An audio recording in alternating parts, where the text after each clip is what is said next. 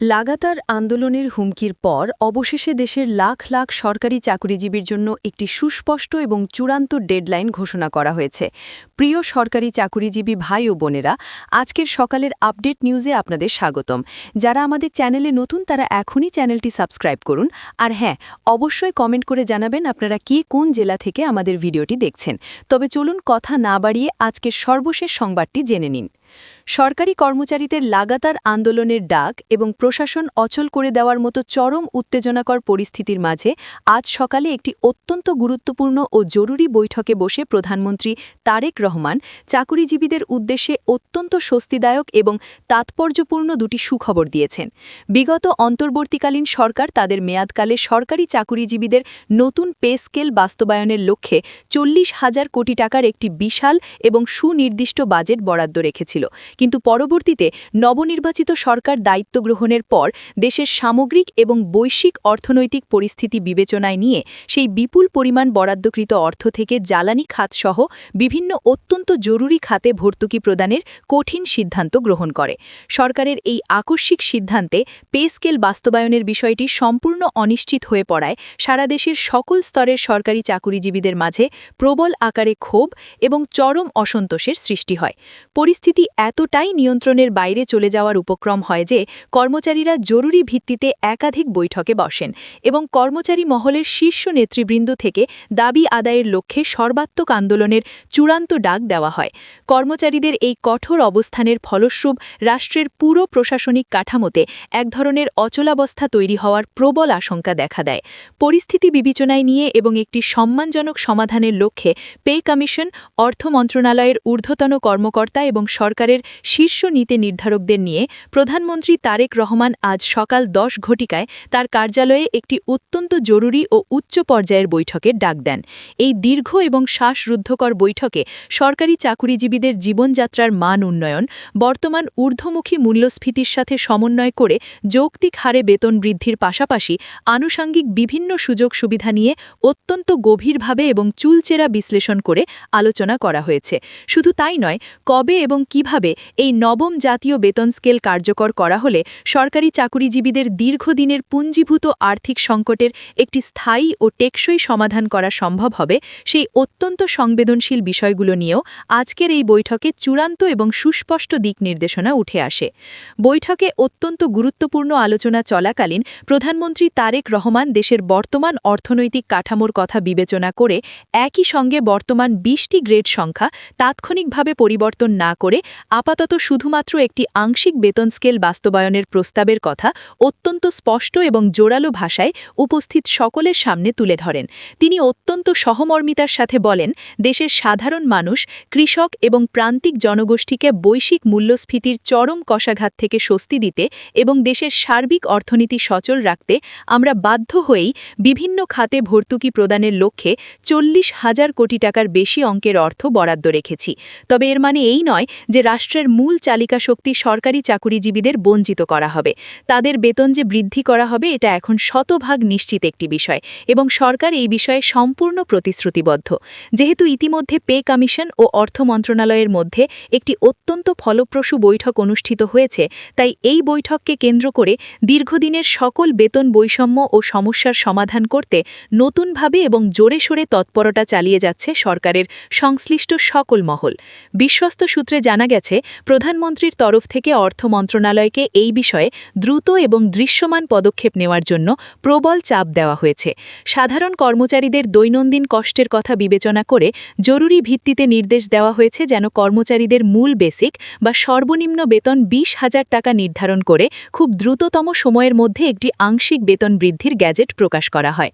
বৈঠক শেষে প্রধানমন্ত্রী তারেক রহমান নিজেই সংবাদ মাধ্যম এবং সংশ্লিষ্ট সকলের সামনে সার্বিক পরিস্থিতি ব্যাখ্যা করে বলেন, অন্তর্বর্তীকালীন সরকারের সময় পে স্কেলের জন্য মোট বরাদ্দ 40,000 কোটি টাকা রাখা হয়েছিল। এটি সম্পূর্ণ সত্য একটি তথ্য, কিন্তু রাষ্ট্র পরিচালনার বৃহত্তর স্বার্থে এবং একটি আসন্ন অর্থনৈতিক বিপর্যয় থেকে দেশকে রক্ষা করতে এই তহবিল থেকে অত্যন্ত জরুরি কয়েকটি খাতে ব্যয়ের সিদ্ধান্ত নেওয়া হয়। এই বিশাল ব্যয়ের খাতগুলোর একটি বিস্তারিত এবং স্বচ্ছ হিসাবও তিনি সকলের সামনে তুলে ধরেন।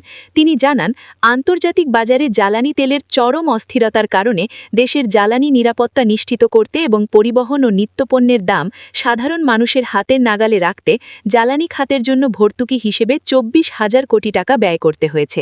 পাশাপাশি দেশের কৃষকদের বাঁচাতে, খাদ্য নিরাপত্তা নিশ্চিত করতে এবং কৃষি উৎপাদন অব্যাহত রাখতে গরিব কৃষকদের কৃষি ঋণ মওকুফ বাবদ 15,000 কোটি টাকা বরাদ্দ দেওয়া হয়েছে। এছাড়াও নিম্ন আয়ের সাধারণ এবং হতদরিদ্র মানুষকে সহায়তা করার লক্ষ্যে দেশব্যাপী ফ্যামিলি কার্ড কর্মসূচিতে 38.07 কোটি টাকা ব্যয় করা হয়েছে। রাষ্ট্রের এই সকল অত্যন্ত জরুরি এবং জীবন রক্ষাকারী ব্যয় মিটিয়ে বর্তমানে সরকারের হাতে পে স্কেলের সেই তহবিলে মাত্র 962 কোটি টাকা অবশিষ্ট রয়েছে।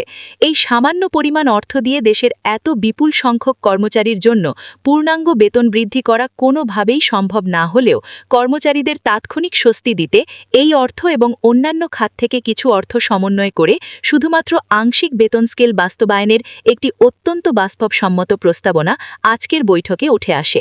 এছাড়াও সরকারের সর্বোচ্চ মহল থেকে চাকুরিজীবীদের আশ্বস্ত করে বলা হয়েছে যে অর্থ মন্ত্রণালয় থেকে খুব শীঘ্রই একটি সংশোধিত বাজেট প্রণয়ন করা হবে এবং সেখানে এই খাতের জন্য বরাদ্দ বৃদ্ধি করা হবে।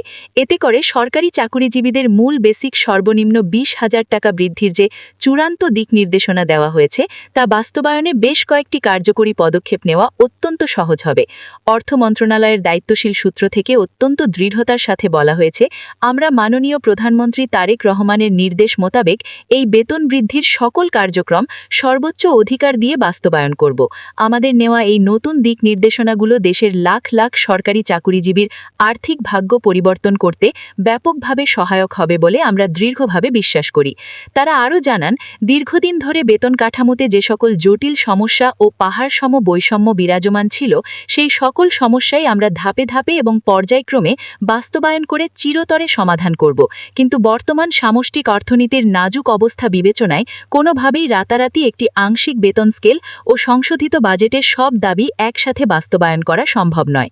মোট কথা হলো, সরকারি চাকুরিজীবীরা সম্পূর্ণ ও পূর্ণাঙ্গ বেতন স্কেলের আওতায় পড়বেন আগামী জুলাই থেকে শুরু হওয়া 2026-27 অর্থবছর থেকে।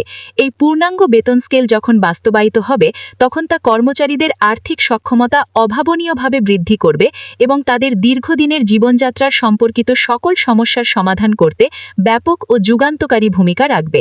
বৈঠকের বিস্তারিত এবং চূড়ান্ত সিদ্ধান্ত জানাতেই প্রধানমন্ত্রী তারেক রহমান ইতিমধ্যে অত্যন্ত আনন্দের সাথে দুটি বড় সুখবরের বিষয়বস্তু সকলের সামনে তুলে ধরেন।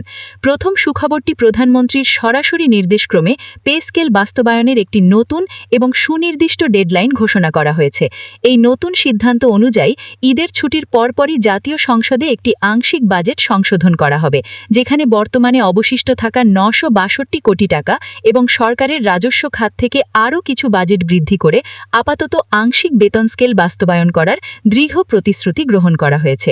এছাড়া সাধারণ কর্মচারীরা রাজপথে এবং বিভিন্ন স্মারকলিপির মাধ্যমে যেভাবে অত্যন্ত যৌক্তিকভাবে তাদের দাবিগুলো সরকারের কাছে উপস্থাপন করেছেন, সেই সকল দাবিকে সরকার নীতিগতভাবে সমর্থন জানিয়ে আগামী জুলাই মাস থেকে তা পূর্ণাঙ্গভাবে বাস্তবায়নের নতুন দিক নির্দেশনাও তুলে ধরেছেন।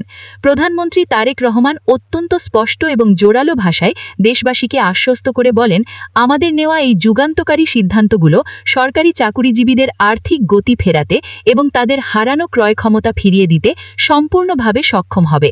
যেহেতু ইতিমধ্যে পে কমিশন থেকে সর্বনিম্ন বেসিক বা মূল বেসিক 20,000 টাকা নির্ধারণ করার লক্ষ্যে একটি চূড়ান্ত এবং যৌক্তিক সিদ্ধান্ত এসেছে, তাই সরকারের কোষাগারের সামর্থ্য বিবেচনা করে এই মূল বেসিক 20,000 টাকা নির্ধারণ করার বিষয়টিকে উপস্থিত সকলেই একযোগে এবং স্বতঃস্ফূর্তভাবে সমর্থন জানিয়েছেন। এটি নিম্ন আয়ের চাকুরিজীবীদের জন্য একটি বিশাল বিজয় বলে মনে করা হচ্ছে। দ্বিতীয় সুখবরটি সরকারি কর্মচারীদের পদমর্যাদা, সম্মান ও গ্রেড সম্পর্কিত অত্যন্ত সংবেদনশীল একটি বিষয়।